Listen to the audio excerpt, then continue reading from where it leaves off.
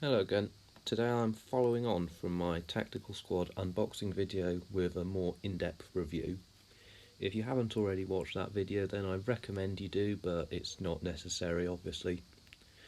So Tactical Squads, once again, they're the basic non-Primaris troops for the Space Marines.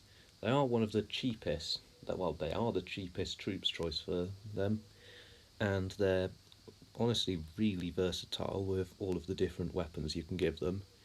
Today I'll just go over what's in the squad and what weapons you can give them.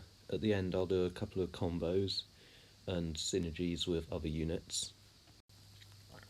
So like I just mentioned, they're very versatile and there are loads of weapon loadouts you can use for them. Tactical squads can be split between 5 or 10 models. They've got the combat squads ability if there are 10 of them in the squad, and you can use them for several different roles, such as just sitting on an objective. They're infantry, so they've got obsec, or you can just use them anywhere. You can give them heavy weapons and sit them at the back to take out vehicles, move them up close with melter guns, or give them some flamers, so they specialise in anti-infantry. Here you can see the datasheet. There's the standard Space Marine on top and the Sergeant's datasheet is below. They're exactly the same, except the Sergeant has an extra attack and leadership. Now, the only difference between these guys and the Primaris Marines, such as Intercessors, is the amount of attacks. These ones only have 1 attack for the basic Marine and 2 on a Sergeant, and Primaris, Intercessors, Hellblasters, all of them, they had 2 attacks for a basic Marine and 3 for a Sergeant. This means that they're obviously not as good in close combat.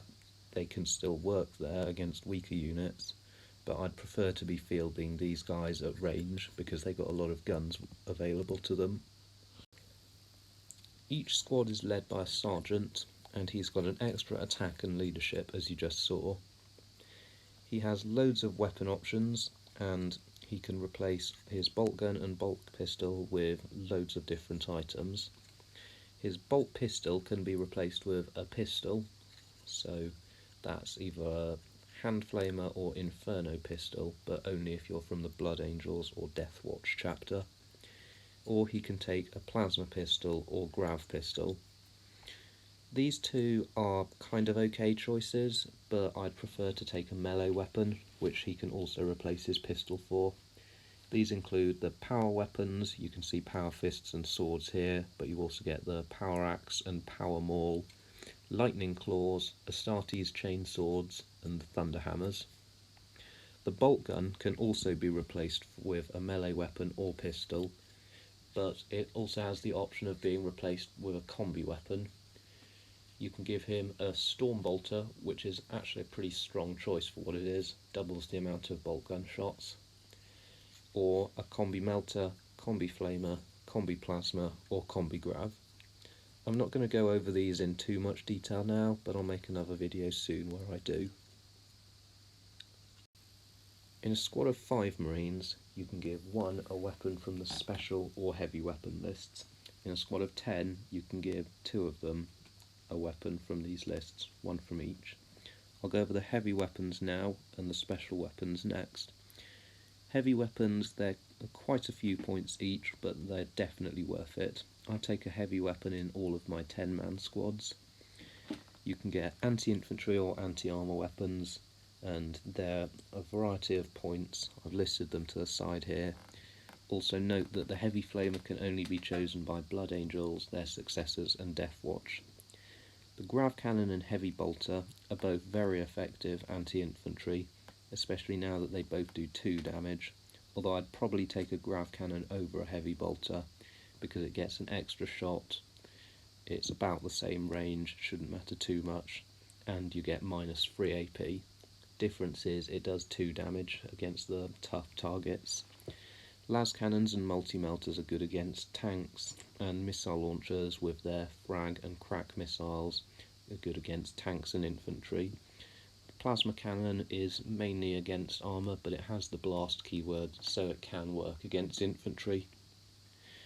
So that's the heavy weapons. Now I'll go on to the special weapons.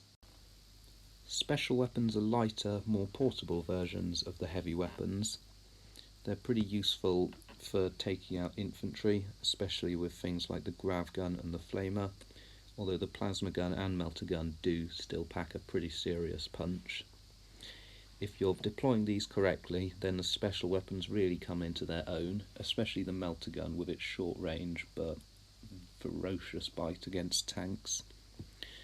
So they're all 10 points except the flamer, and the thing with the flamer is Space Marines really aren't lacking strength 4 0 AP shots at the moment, so I wouldn't recommend this one as much as taking something like a plasma gun or melter gun, but I think it can still be useful given the right situation, and I've come up with a combo that it could be used in. The best out of this list would probably be the plasma gun and melter gun, just because of their better strength and AP, and the melter gun doing d6 damage is such a huge bonus. These are some options I've come up with for 5-man squad combos. The first is a flamer and combi flamer.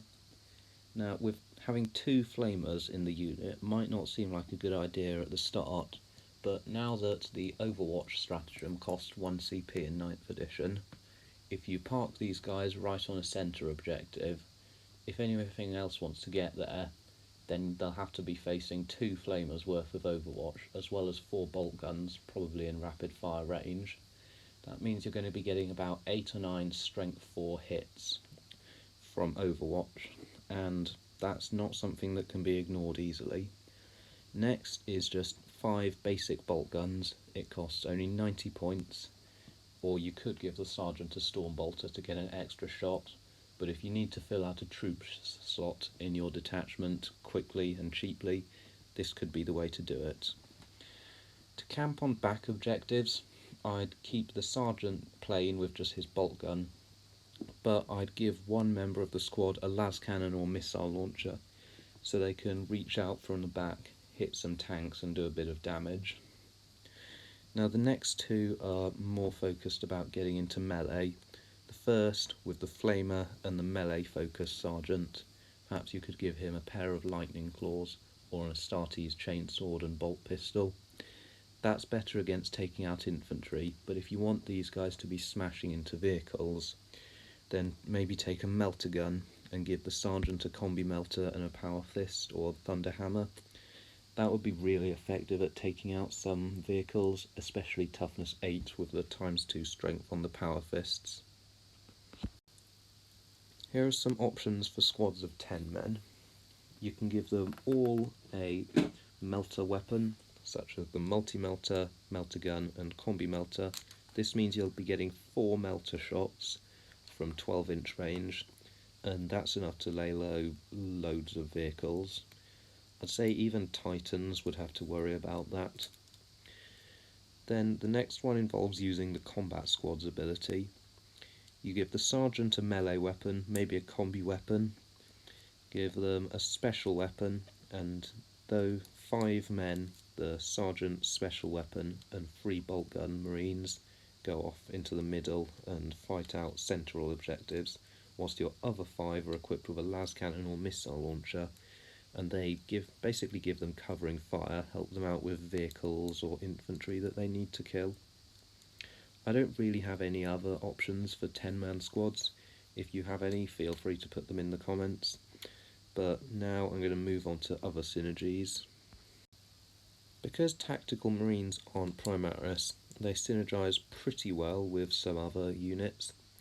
First of all, the Rhino is obviously very useful for carrying them around. You get 20 wounds of marines, and then the Rhino, which they have to shoot through, and if you sit them on an objective, whilst the Rhino's alive, the enemy will have to be shooting through toughness 7, 10 wounds vehicle, and then if it's destroyed, they can all get out and sit on the objective, and then they'll have to shoot through them as well. This can be good for holding an objective with a very tough unit. If you don't give them any special weapons, then it can be just over 200 points. Alternatively, you could put them in a drop pod to get them far up the board in turn 1, but I'd be saving those drop pods for those grav devastators. Next, you could put 5 of them in a Razorback and give them a heavy bolter or las cannon maybe to match what weapons are on the Razorback. This will be good for taking out vehicles or infantry, and if they come under threat, then they could hop in the Razorback and drive off somewhere else.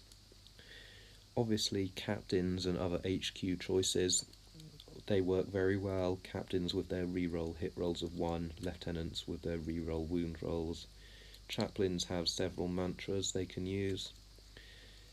Now, most of the time I'd be trying to keep these guys out of melee because compared to the Primaris Marines, they're not as good as attacking, but I think they still do have their uses. In terms of chapters, the Imperial Fists give them exploding 6s on their bolt guns.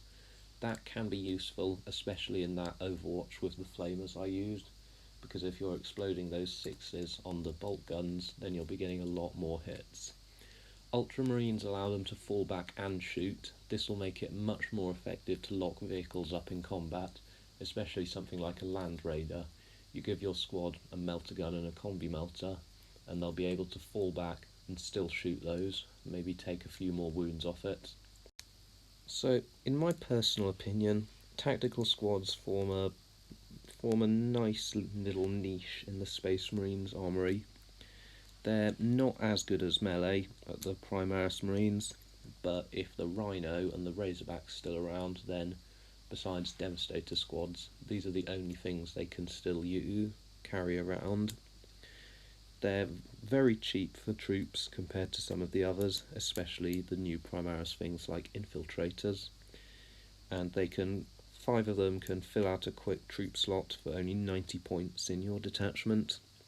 They're very versatile and they're pretty good all-rounders. I'd give them 7 out of 10. Depending on where you deploy them and the weapons, they might be even more effective, or they might get entirely destroyed turn 1. It depends, but I'd recommend these, and I'll put a link to buying some in the description as always. Thanks for